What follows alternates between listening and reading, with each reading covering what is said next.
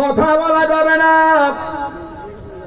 এতক্ষণ আমি যেই কথাগুলো বলছি, যদি আমি সুর দিয়ে বলতাম কথাগুলো বোঝাতে পারতাম না।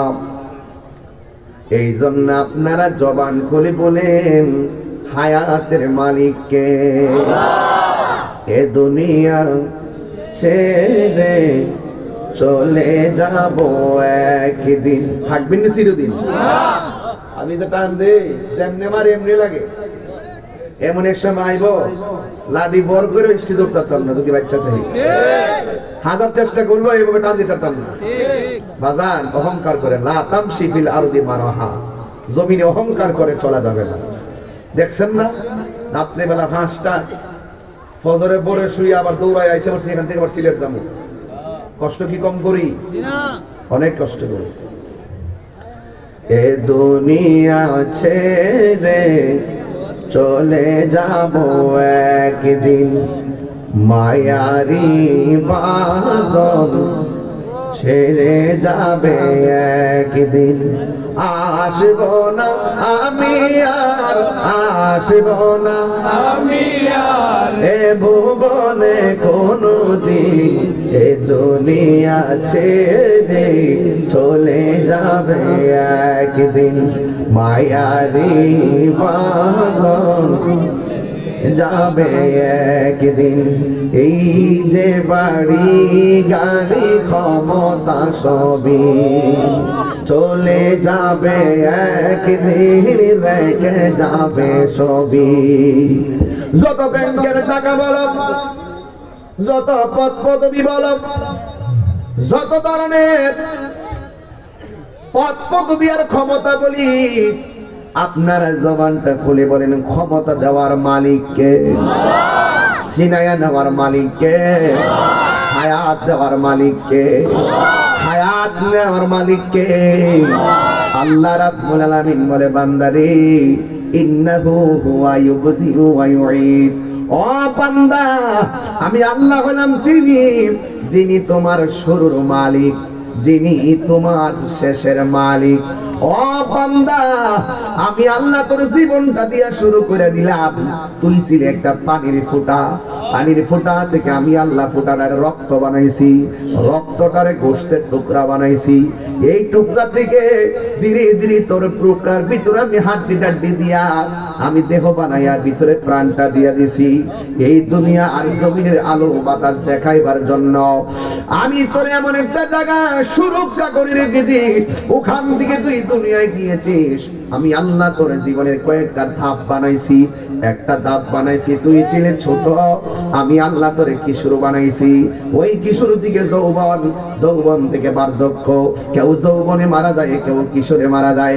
আজকে যখন আমি মেন রুটটা দিয়া ঢুকছি, দেখলাম একটা জানাজার নামাজ চলতেছে। জানি না কোন মানুষটা জানে আজকে দুনিয়া থেকে বিদায় হয়ে গেছে। আমার তো মনে হয় এই লোকটা যদি সুস্থ থাকতো, এই মাহফিল আইসা ওয়াজ শুনতো, আমরা হাজার মানুষ নিয়ে দোয়া করে যাই আল্লাহ যেন তারে জান্নাতবাসী করে। বলুন আমিন। হ্যাঁ বন্ধুরে আমার, আজকে লোকটা মারা গেছে, এই জায়গায় যদি আমার মরণটা লেখা থাকতো তাইলে আমি এই মাহফিলের মধ্যে আসতে পারতাম না রে বাবা। আল্লাহ রাব্বুল আলামিন বলে বান্দা, দুনিয়ার যেই জায়গায় তুমি থাকো না কেন, ওই জায়গার ভিতরে আজরাইল হানা দিতে পারে। মাটির নিচে ঢুকে গেল, বাঁচার রাস্তা নাই। একবারে সিঙ্গাপুর হসপিটালে গিয়ে ঢুকলো, বাঁচার কোনো রাস্তা নাই। আপনি যতই চিকিৎসা করেন, বাঁচার কোনো রাস্তা নাই। যেই দিন আপনার মরণ লেখা হবে, ওই দিন একটা সেকেন্ড দেরি করা হবে না। ওই দিনই আপনাকে মরণ লেখা হয়ে যাবে, ওই দিনই আপনার দেহ থেকে প্রাণ পাখিটা চলে যাবে। আপনারা জবান খুলে বলুন হায়াতের মালিককে। এই আওয়াজে মানি না, জবান খুলে বলেন কে? আমার নবী বলে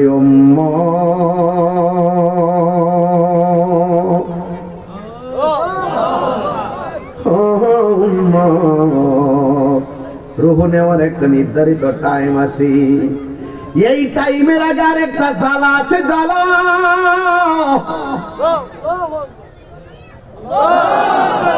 ওই জ্বালার নাম সাকরাতুল মাউত। অনেকে সাকরাতুল মাউত কি জিনিস বুঝে না। সাকরাতুল মাউত হইলে মনে করেন আপনি মরণ হবে আজ বিকাল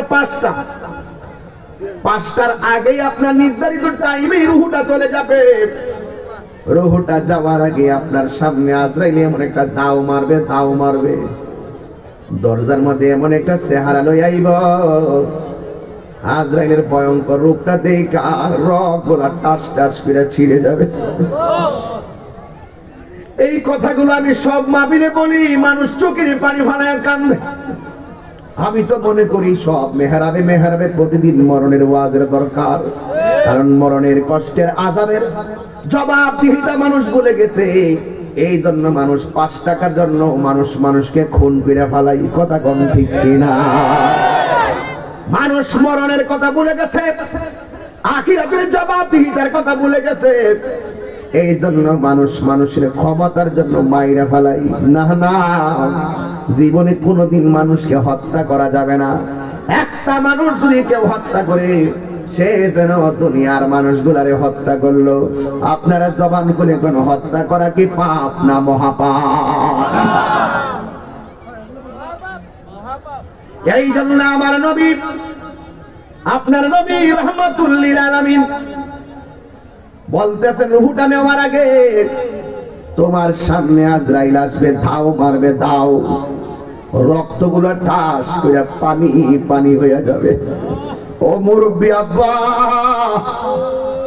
দাড়িগুলা কোন দিন পাকছে টের পান নাই।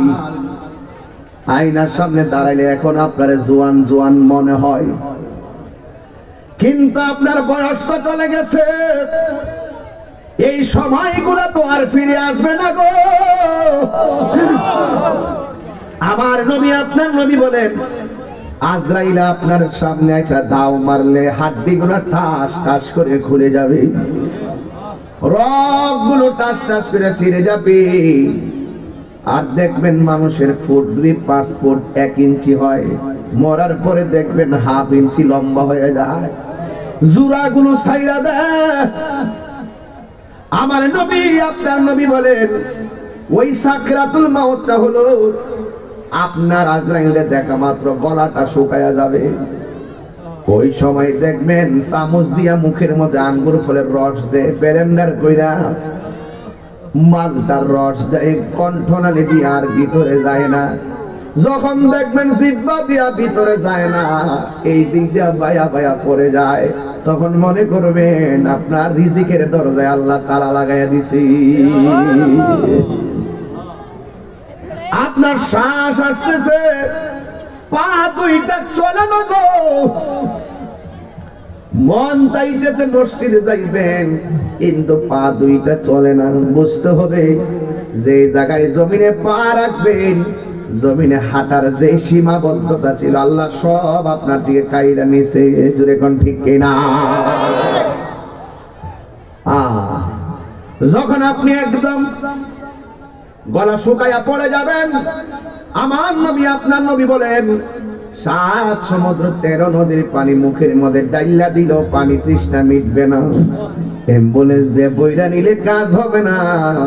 আমি আমার বাবার দিয়া ওয়াজটা বুঝাই, শুনে বুঝবেন। আমার বাবাকে যখন অ্যাম্বুলেন্সে করে ঢাকা নেয়, গাউসিয়া যাওয়ার সময় আমার আম্মা কই, কি রে পুত্র, আব্বা দি লড়ে না।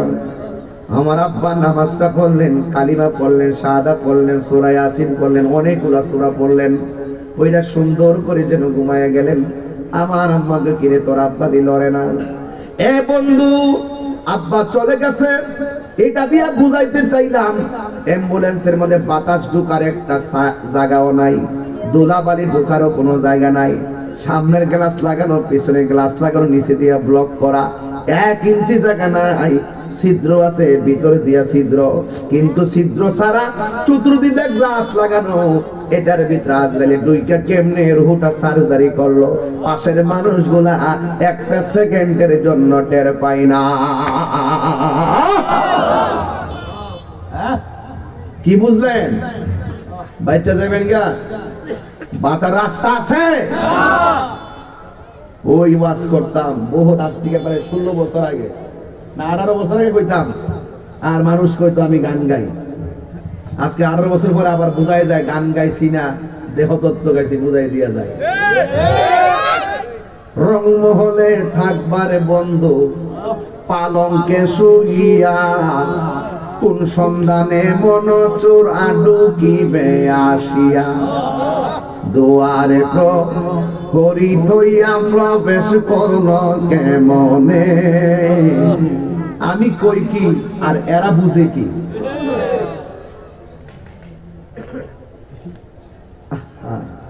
মা বাপ 14 গোষ্ঠী বয়ে রইছে। আজকে আসার সময় ফেসবুকে দেখলাম বিদেশে একটা ছেলে কাজ করে না ঘুমাইছে, ঘুমের মধ্যে মরে রইছে। একটা প্রবাসী ভাই কাজ করতে আইসা ঘুমাইছে, ঘুম। আজকে দেখলাম ফেসবুকে, সাইফুল ভাই আজকে দেখলাম লোকটা ঘুমের মধ্যে পড়ে রইছে আর ফেসবুকে দিছে যে এই ছেলেটা মারা গেছে, তার জন্য সবাই দোয়া। বাবার মুখে মার মুখে হাসি ফুটানোর জন্য সাইফুল ভাই চেয়ার দেবেন, আমার পাশে একটা চেয়ার দেন সাইফুল ভাই, এদিকে এদিকে আমার পাশে দেখি একটা চেয়ার নিয়ে আসবেন, তাহলে এটা করতে পারবে। বাবা এই ছেলেটা বিদেশ যায় মরবো, তার লেখাটা বিদেশে আছে, তারে ভিসা লাগাইছে, পাসপোর্ট লাগাইছে, বিদেশ পাঠাইছে, কাজ করেছে, ঘরে শুয়াইছে, শুয়াইয়া ঘুম পাড়াইছে, এখান থেকেই ওপেন হার্ট না ওপেন রুহুর সার্জারি করছে। কথা কোন ঠিক কিনা? তাহলে পালাইবার কোন রাস্তা নাই। আমার হায়াতের মালিক কে? আমার মৌতের মালিক কে? আমার জীবন কার জন্য? আমি আবার তেলাওয়াত করছি, মহব্বতে আওয়াজ দিবেন। কুল ইন্না সলাতি ওয়া নুসুকি ওয়া মাহইয়ায়া ওয়া মামাতি লিল্লাহি রাব্বিল আলামিন।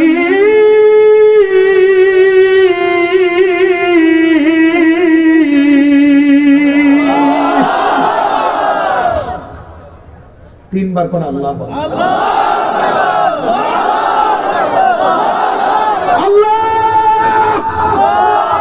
একটা তাকির উসিলায় উলুমরিয়ার মানুষের কবরের কবরস্থানের আযাব মাফ হয়ে যেতে পারে। আমার হায়াতের মালিক কে? আমার মওতের মালিক কে? এই কণ্ঠ থাকবে না। এই মানুষগুলো যুবক যুবক পোলাপান এই মুহূর্তে ফেসবুক নিয়ে ঘরে বসে থাকার কথা। এই পোলাপান গুলো যখন দিনের বেলায় কাজ করবো সব ফেলে উলুমরিয়া দরবারে, আল্লাহর দরবারে এসে গেছে, এমনও হতে পারে পাহাড় পরিমাণ গুনাহ আল্লাহ তাকে দড়ির সাথে গুনাহ মাফ হয়ে যেতে পারে। আওয়াজ করে আল্লাহু আকবার। আল্লাহু আকবার। নারে রিসালাত ইয়া রাসূলুল্লাহ, আহলে সুন্নাতুল জামাত জিন্দাবাদ জিন্দাবাদ। আমার মরণে কতদিন বাকি আমি জানিলাম না গো আল্লাহ, দিন বাকি আমার মরণে বাকি আমি জানিলাম না গো আল্লাহ, মরণে কতদিন বাকি। আর আজরাইল আসিয়া যখন হস্তে দিবা দড়ি, আজরাইল আসিয়া যখন হস্তে দিবা দড়ি, তখন আমার মনা ভাই হরবা লুকালুকি আমি জানিলাম না গো আল্লাহ, মরণে কতদিন। আমার চোখ ভাইরা কত করো, আমার মরণে কতদিন বাকি আমি জানিলাম না গো আল্লাহ, মরণে কতদিন বাকি। আর 40 দিনের আগে ভাইরে মওতের নিশানি, 40 দিনের আগে ভাইরে মওতের নিশানি, জমদু দেবা ইন্দানি চোখে দিয়া দিয়া আমি জানিলাম না গো আল্লাহ মরণের কত দিন বাকি আমার মরণের কত দিন বাকি আমি জানিলাম না গো আল্লাহ মরণের কত দিন বাকি গজলের বইটা নিয়ে যাবেন 50 টাকা দিয়ে যদি কারো থাকে একটা ছেলে নিয়ে আসছে এটা বলেন আরে হায়াত হইল হাতে ভাইরে মত হইল পায়ে বললে ফাও চলবনি আরে হায়াতটা কার হাতে হায়াত হইল হাতে ভাইরে মত হইল পায়ে যেই যায় গাজার মরণ লেখা সেই যায় কাছে মরে আমি জানিলাম না গো আল্লাহ মরণের কত দিন বাকি আমার মরণের কত দিন বাকি আমি জানিলাম না গো আল্লাহ মরণের কত দিন বাকি হর আজরাইলা শিয়া যখন হস্তে দিবা পড়ি ওরে আজরাইলা শিয়া যখন হস্তে দিবা দরি তখন আমার মনা ভাই পরবা লুকালুকি আমি জানিলাম না গো আল্লাহ মরণের কত দিন বাকি আমার মরণের আমি জানিলাম না গো আল্লাহ মরণের কত দিন বাকি একটা জবান বন্ধ রাখবেন না জবানটা খুলে কোন কবর আযাব কি সত্য না মিথ্যা আর জবান খুলে কোন সত্য না মিথ্যা আমার নবী আপনার নবী রহমাতুল লিল আলামিন তিনি বলতেছেন আমি যখন মেরাজের মধ্যে গেলাম মেরাজের মধ্যে যাওয়ার সময় আমার আল্লাহ অনেক আযাব দেখাইছে আমার আল্লাহ অনেক গজব দেখাইছে আমার উম্মতের অনেক শাস্তি আমার সামনে উন্মোচন করেছেন আমি দেখলাম সব চাইতে ভয়ঙ্কর আযাব হলো কবরের আযাব এই জন্য কবর আযাব এই মুহূর্তে যদি উলুমরিয়াতে আগুন লাগে বাঙ্গুরা ফায়ার সার্ভিস দৌড়ায় আগুন নিভাতে আসবে একটা কথা বলে দিয়ে যায় উলুমরিয়ার ওই গুরুস্থানে যদি যান কবরটা খুললা যদি দেখেন মানুষের হাড্ডিগুলা পড়ে আছে কিন্তু হাদিস শরীফে পাইলাম রূহুর উপরে এমন আযাব চলে এই আযাবের কারণে জাহান্নামের আগুনের তাপের মধ্যে সে বাস করে কিন্তু এত কান্না করে এই কান্নার কথা সে বলার মতন কোনো ভাষা নাই দুনিয়ার মানুষ মানুষের জন্য আগুন নিভাইতে যায় কিন্তু কবরের ভিতরে পাশে পাশে কবরে জাহান্নামের আগুনের তাপে জ্বলতেছে আর মাটি চাপা দিয়ে দিয়ে একদম কান্দাইতেছে কিন্তু কবর মানুষ কিছু করার ক্ষমতা নাই দুনিয়ার মানুষও কিছু করার ক্ষমতা নাই আপনারা জবান খুলে বলেন কবর আযাব কি সত্য না মিথ্যা আমার নবী আপনার নবী রহমাতুল লিল আলামিন ও বন্ধু তিনি বলেছেন সবচাইতে ভয়ঙ্কর আযাব হলো কবরের আযাব কারণ আখিরাতের প্রথম মঞ্জিল হলো কবর এই কবর যারা ভালো হয়ে যাবে হাসরের ময়দান যারা ভালো হয়ে যাবে হাসরের ময়দান যারা ভালো হয়ে যাবে পুলসিরাত যারা ভালো হয়ে যাবে পুলসিরাত যারা ভালো হয়ে যাবে জান্নাত তার জন্য অবধারিত হয়ে যাবে কথা বলেন ঠিক কিনা এই জন্য যুবক ওই এক ব্যক্তি তার বাবারে কবরের মধ্যে যায় নামায়া দেয় আমাদের উলুমরিয়া বাঙ্গুরা থানায় যে কবর হয় কবরে মাটি দেওয়ার পরেও সাইডে আরো মাটি থাকে কি থাকে না আর জোরে বলে না থাকে কি থাকে না এক ছেলে তার বাবাকে কবরের মধ্যে কবর দিল কবর দেওয়ার পরে দুই ভাই সিদ্ধান্ত করলেন ভাইরে বাবার কবরে মাটি দিলাম আর কবরের পাশে যে অতিরিক্ত মাটিগুলো রয়েছে এই মাটিগুলো আমরা স্মৃতি হিসেবে বাড়ির মধ্যে নিয়ে যাই বাড়ির মধ্যে মাটিগুলো নিয়ে গেল এরপর দুই ভাই পরামর্শ করে বাইরে এই মাটি দিয়ে আমরা একটা মাটির কলস বানাই